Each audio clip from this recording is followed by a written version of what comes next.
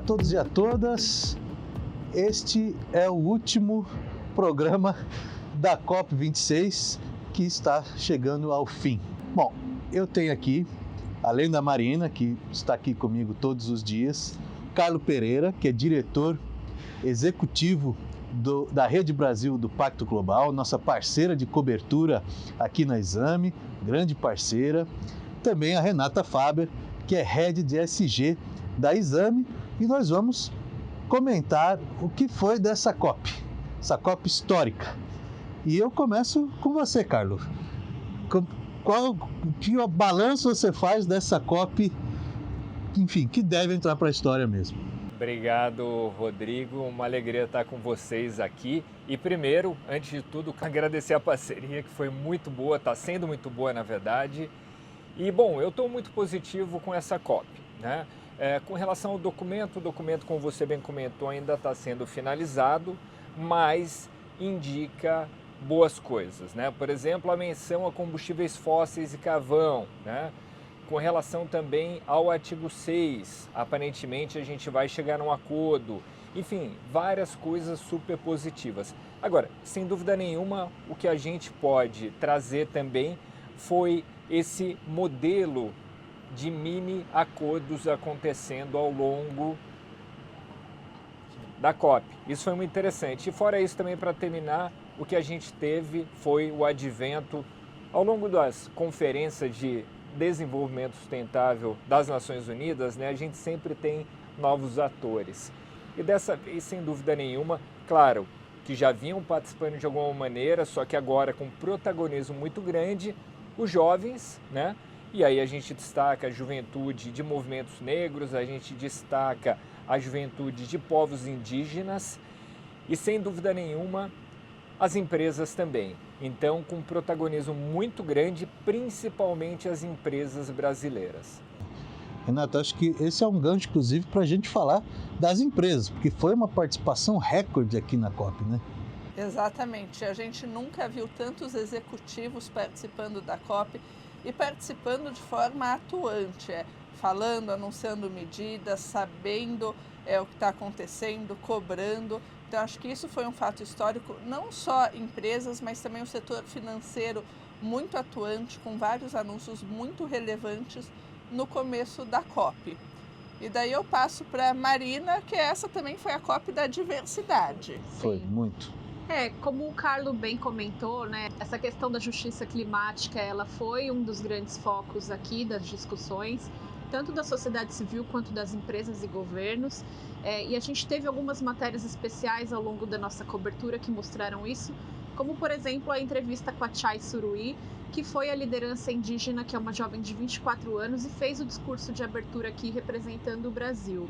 Outros movimentos ao longo da COP também reforçaram esse ponto, e isso deve também pautar COPs futuras. E eu queria trazer um ponto que foi muito importante nessa COP, até porque eu cobri também a COP de Madrid.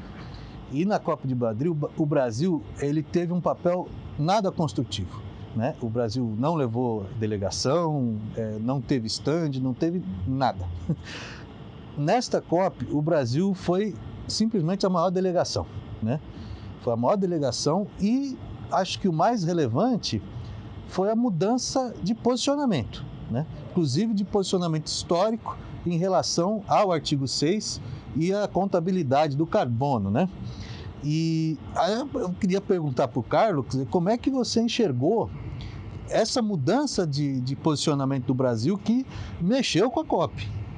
Sem dúvida, sem dúvida. Havia uma expectativa muito grande para a mudança de posicionamento brasileiro com relação a alguns pontos, né? O artigo 6, como você bem comentou, em Madrid ficou então sabido que o Brasil que barrou, né? Só que uma coisa que eu queria trazer, né? A gente também não pode colocar só na conta do Brasil, do governo brasileiro, porque de fato os países desenvolvidos também, eles marcam território com relação a alguns temas, né? E, por exemplo, a questão do princípio que vem desde do protocolo de Kyoto, desde a COP3 em 97, com relação à responsabilidade comum, porém diferenciada, né? Isso a gente vê que nos diversos pontos meio que se diluiu, né? E a gente, entendo eu, como um país em desenvolvimento, a gente não pode abrir mão, né?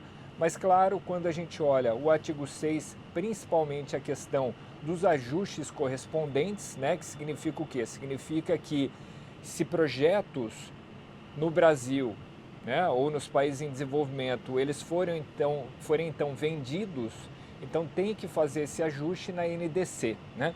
O que é uma questão meio lógica com relação à dupla contagem, mas era um ponto que o Brasil estava ali barrando sem dúvida nenhuma. Mas só para fechar a minha participação aqui nesse momento, eu queria falar de expectativas, muito brevemente, se me permite, Rodrigo.